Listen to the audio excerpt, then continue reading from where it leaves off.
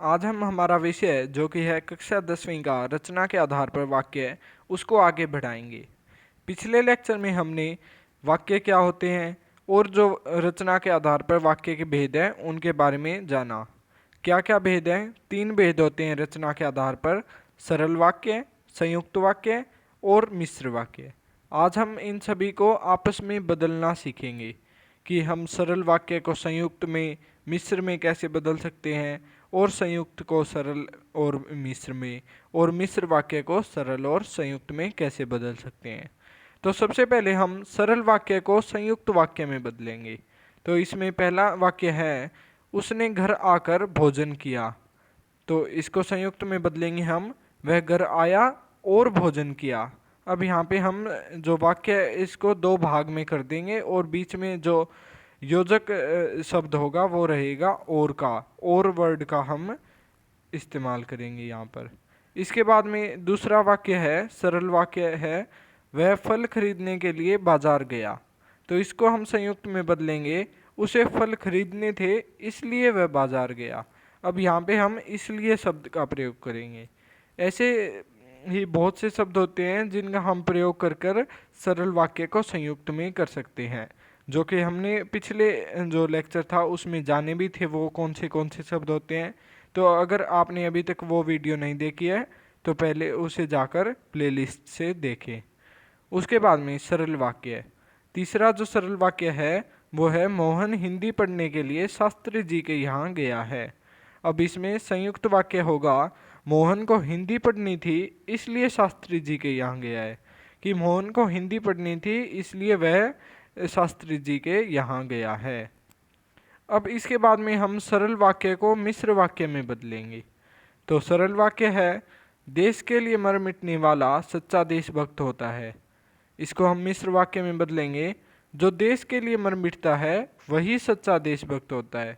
अब इसमें हम कौन से शब्दों का प्रयोग करेंगे? जैसे जो, वही, जब, तब, इन शब्दों का प्रयोग करेंगे।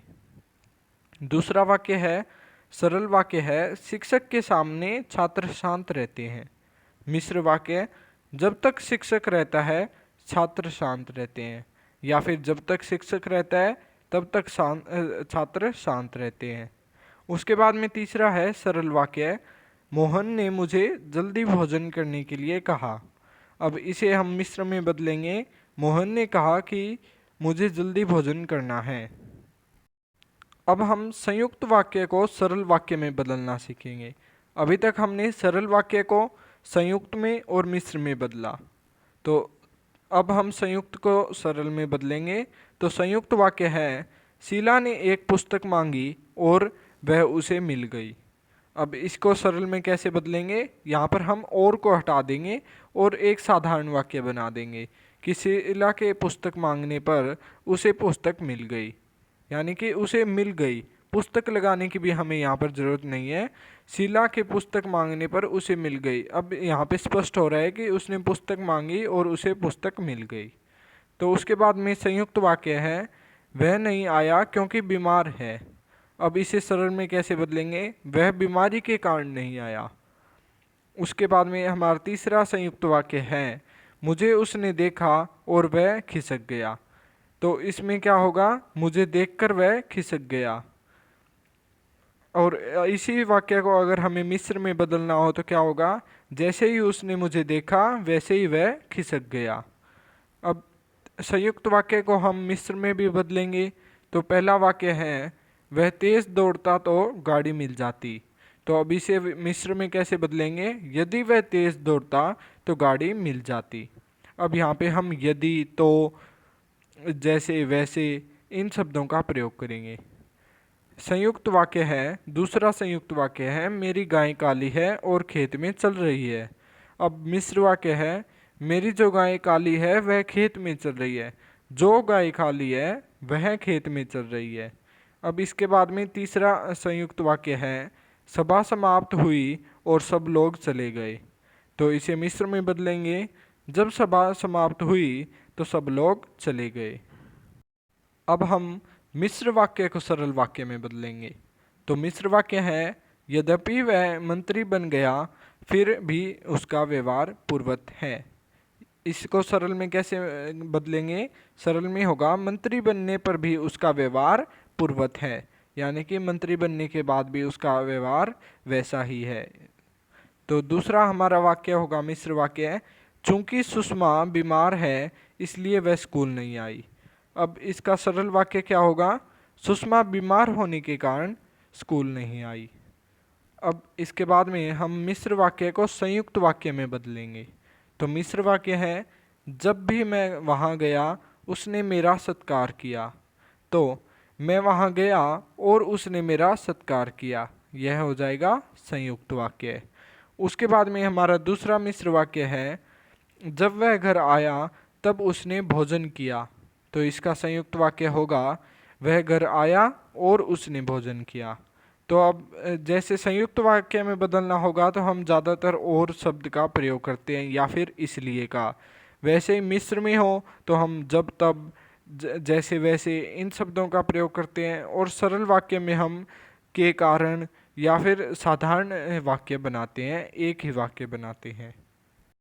अब हम बात करेंगे प्रधान उपवाक्य और आश्रित उपवाक्य के बारे में। तो प्रधान उपवाक्य क्या होता है? जिस वाक्य में जो उपवाक्य स्वतंत्र होता है एवं उसकी क्रिया मुख्य होती है वह मुख्य या प्रधान उपवाक्य कहलाता है। प्रधान उपवाक्य को हम मुख्य उपवाक्य भी कहते हैं। अब इसमें क्या होता है कि यह स्वतंत्र उपवाक्य होता है और इसका स्वयं का एक अलग से अर्थ निकाला जा सकता है, और इसकी जो क्रिया होती है वो भी मुख्य होती है। जैसे राम ने कहा कि वह नहीं आएगा। इस वाक्य में क्या है कि राम ने कहा, यह है प्रधान वाक्य कि राम ने कहा। इसका एक अलग से अर्थ बन रहा है, लेकिन कि वह नहीं आएगा इसमें कोई भी अलग से अर्थ नहीं बन रहा, यह कोई भी स्वतंत्र वाक्य नहीं बन रहा। अब उसके बाद में हम पढ़ेंगे आश्रित उपवाक्य के बारे में। आश्रित उपवाक्य क्या होता है? जिस वाक्य में जो वाक्य स्वतंत्र नहीं होता वह आश्रित उपवाक्य कहलाता है, यानी कि इसमें वाक्य उपवाक्य स्वतंत्र नहीं होता और अपना अर्थ देने में, अर्थ प्रदान करने में सक्षम नहीं होता। जैसे राम ने कहा कि वह नहीं आएगा, इसमें जो हमने पहले देखा कि राम ने कहा प्रधान वाक्य है, और जो वह नहीं आएगा, अब वह नहीं आएगा आश्रित उपवाक्य है क्योंकि इसका अलग से कोई भी अर्थ नहीं निकल रहा। अब हम बात करेंगे आश्रित उपवाक्य के भेदों के बारे में। आश्रित उपवाक्य के 3 भेद होते हैं, संज्ञा आश्रित उपवाक्य, विशेषण आश्रित उपवाक्य और क्रिया विशेषण आश्रित उपवाक्य। तो सबसे पहले हम संज्ञा उपवाक्य को शुरू करेंगे। संज्ञा आश्रित उपवाक्य क्या होता है? जो उपवाक्य प्रधान वाक्य की किसी संज्ञा या संज्ञा पदबंध के बदले में प्रयुक्त हुआ हो उसे संज्ञा उपवाक्य कहते हैं। इसका क्या अर्थ हुआ कि जो संज्ञा उपवाक्य होते हैं वो प्रधान उपवाक्य की जगह पर होते हैं, जो प्रधान उपवाक्य की जगह पर मिलते हैं हमें। जैसे अब हम इसे एग्जाम्पल से और अच्छे से समझेंगे कि रहीम बोला कि मैं कर्नाटक जा रहा हूँ। अब इसमें रहीम बोला क्या है? प्रधान उपवाक्य है, प्रधान वाक्य है। इसके साथ में मैं कर्नाटक जा रहा हूँ, यहाँ पे रहीम की जगह यहाँ पे हमने शब्द का प्रयोग कर लिया मैं का, जो कि हो गया संज्ञा। तो इसमें ये हो जाएगा संज्ञा उपवाक्य।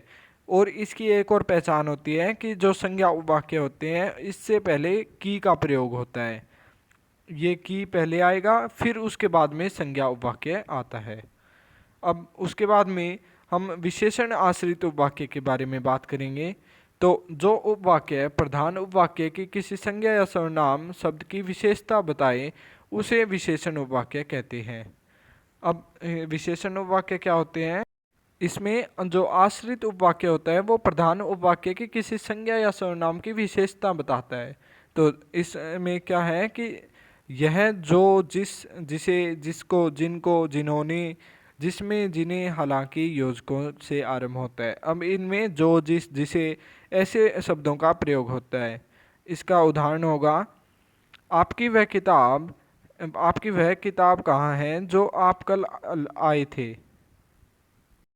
यहाँ पे लाए थे आएगा, आपकी वह किताब कहाँ है जो आप कल लाए थे। तो जो पैसे मुझे मिले थे वह खर्च हो गए, अब ये दूसरा उदाहरण हो जाएगा। और तीसरा है, जिसको किताब चाहिए थी वह घर गया।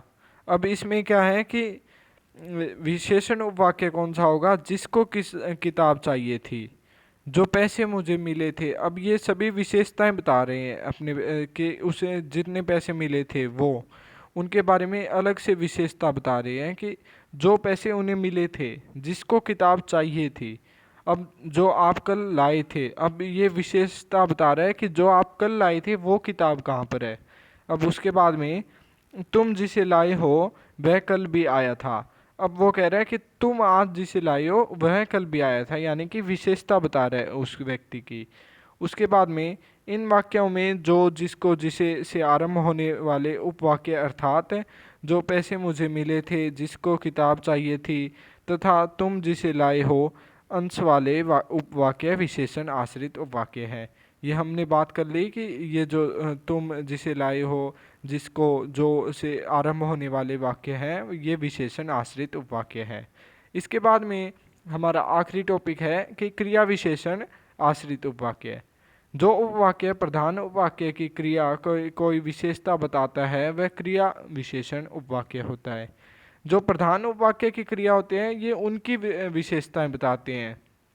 तो इसमें यदि जब जिस तरह जिधर जहाँ जैसे जिस जगह जितना योजकों से आरंभ किया जाता है, यदि जब जिस इन शब्दों का प्रयोग किया जाता है। अब उदाहरण होगा इसका, जब पानी बरस रहा था तब मैं घर के भीतर आया, यानी कि अब इसमें वो घर के भीतर कब आया इसकी भी विशेषता बता रहा है कि जब पानी बरस रहा था तब आया। अब उसके बाद में उधर आगे रास्ता बंद है जिधर तुम जा रहे हो। अब कहाँ पर रास्ता बंद है कि वो कहीं पर जा रहे हैं, वो क्रिया हो गई। और उसकी भी विशेषता बता रहा है कि जिधर तुम जा रहे हो वहाँ पर रास्ता बंद है। वह उसी प्रकार खेलता है जैसा उसके कोच सिखाते हैं। अब वो फिर से क्रिया की विशेषता बता रहा है कि जैसा उसके कोच सिखाते हैं वैसा ही वो खेलता है। उसके बाद में यदि मैंने पढ़ा होता तो अवश्य ही उत्तीर्ण हो गया होता। अब इसमें क्रिया विशेषण आश्रित वाक्य हैं, यदि मैंने पढ़ा होता। तो इन वाक्यों में जब जिधर जैसा यदि से आरंभ होने वाले जो वाक्य हैं हमने डिस्कस कर लिया कि जैसे जब पानी बरस रहा था, जिधर तुम जा रहे हो, जैसा आपके कोच सिखाते हैं उसके कोच सिखाते हैं, यदि मैंने पढ़ा होता, ये सभी क्रिया विशेषण आश्रित उपवाक्य है। इसी के साथ में हमारा जो वाक्य है, रचना के आधार पर वाक्य जो विषय है वो पूरा हो गया है। मिलते हैं आपसे अगली वीडियो में किसी अन्य टॉपिक के साथ। धन्यवाद।